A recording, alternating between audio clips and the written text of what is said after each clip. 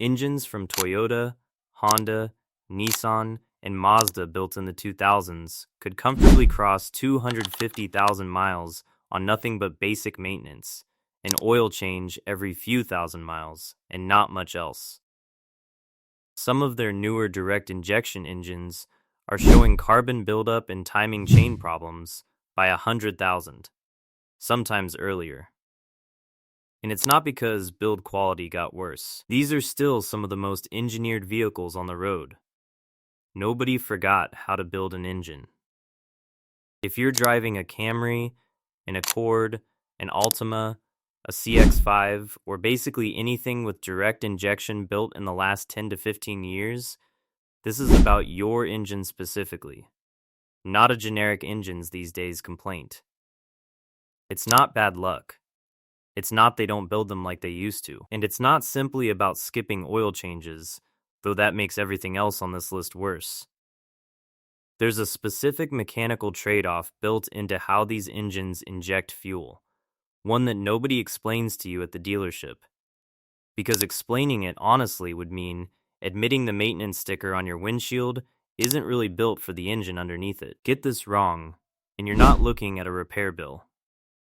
You're looking at a replacement engine, $4,000 to $8,000, sometimes more, on a car that otherwise still has years left in it.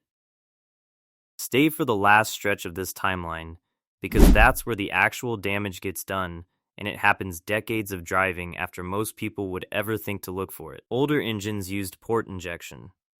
Fuel sprayed into the intake port, right across the back of the intake valve, before heading into the cylinder.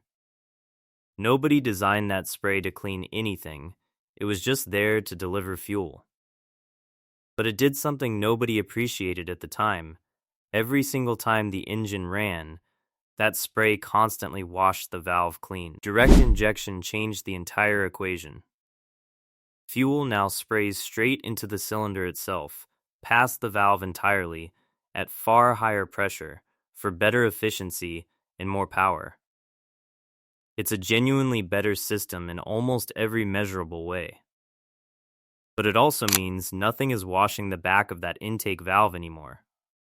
Only air passes over it on the way in, and air alone doesn't clean anything. That single design change is the root of nearly everything that follows.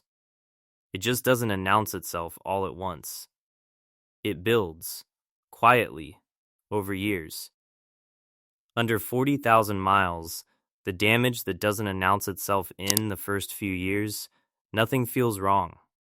The engine starts fine, idles fine, drives exactly like it did on day one. But underneath that normal feeling drive, oil vapor from the crankcase ventilation system has already started settling on the back of each intake valve, with nothing left to wash it away.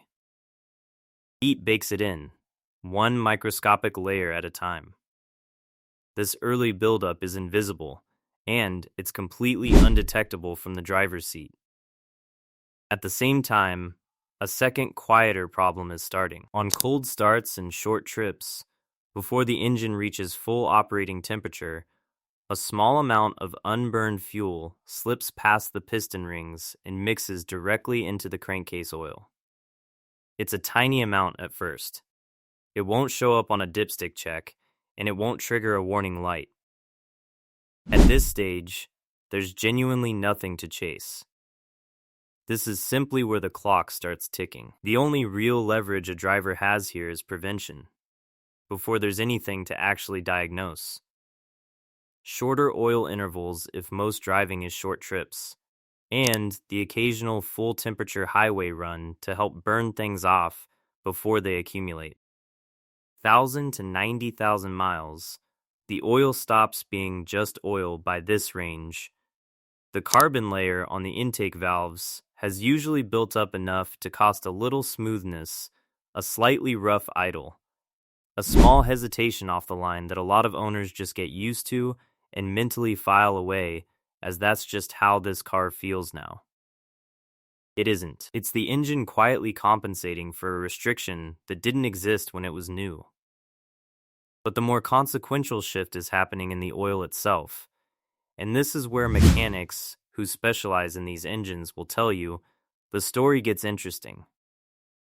Pull a sample of oil from a direct injection engine at this mileage that's mostly done short trip city driving, and it can smell faintly of raw fuel, a sign the dilution has been accumulating quietly, change after change. Diluted oil doesn't lubricate the way it's supposed to.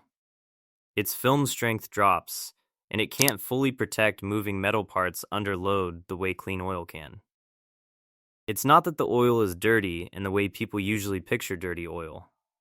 It's that, chemically, it's not fully oil anymore. Worth watching for here, rough idle or a light stumble on a direct injection engine in this mileage range isn't just how these cars are.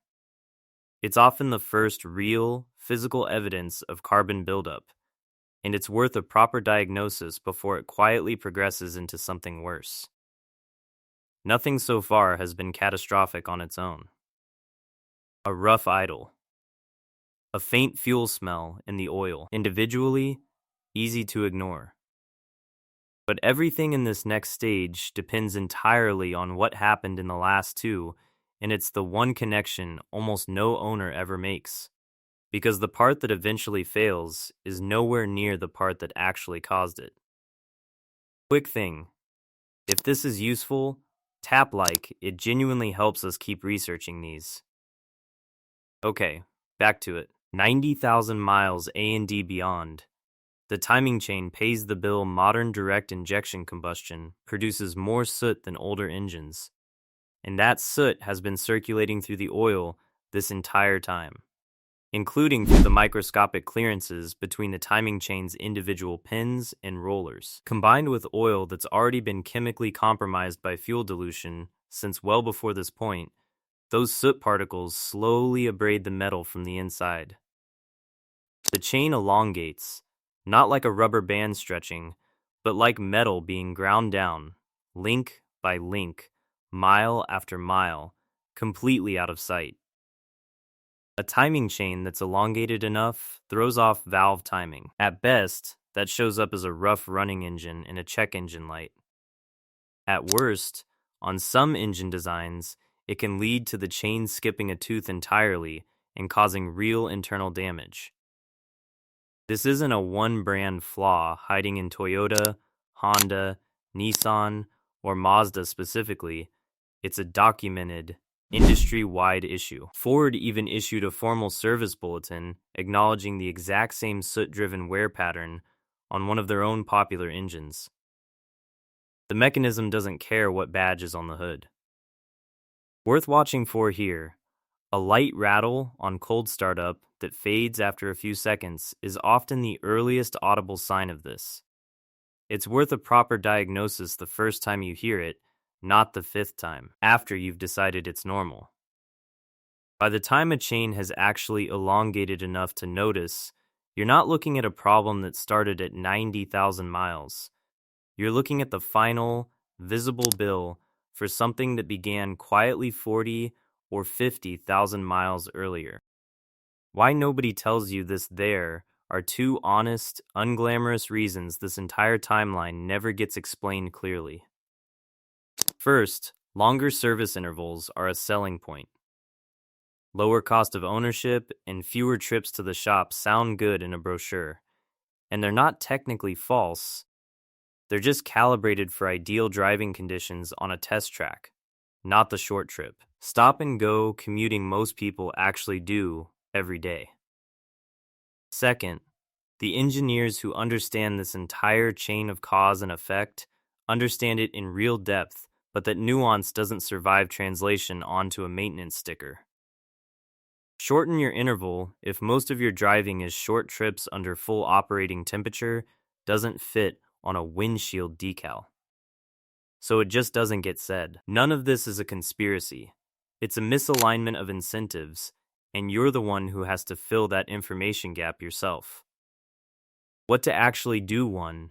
Figure out whether your engine actually uses direct injection. Most modern Toyota, Honda, Nissan, and Mazda 4-cylinder and 6-cylinder engines from the last decade plus do, and a quick search of your exact engine code will confirm it. 2. If most of your driving is short trips or stop and go traffic, shorten your oil change interval below the maximum listed on the sticker, since that number assumes conditions your commute probably doesn't meet. 3. Use the exact oil specification your manufacturer lists, not just whatever's cheapest that technically fits the filter. 4. Take an occasional longer highway drive specifically to get the engine to full operating temperature for an extended stretch, which helps burn off some of what's accumulating. 5. Treat early symptoms as information, not annoyances. A rough idle, a cold start rattle, a light hesitation are the engine's only way of telling you something, long before a check engine light forces the issue. 6.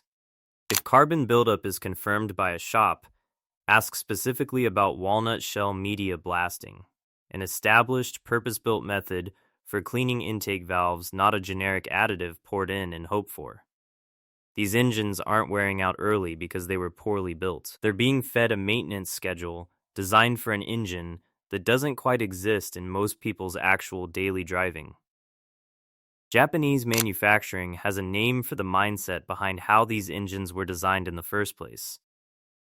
Monozukuri building with total attention to process, not just to the finished parts sitting on the showroom floor. The engine itself still reflects that discipline, tolerance by tolerance.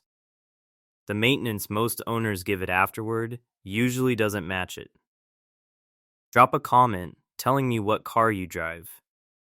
If this helped, subscribe, because next up, I'm ranking every major Japanese transmission ever built. Worst to best, and the one at the bottom might be sitting in your driveway right now.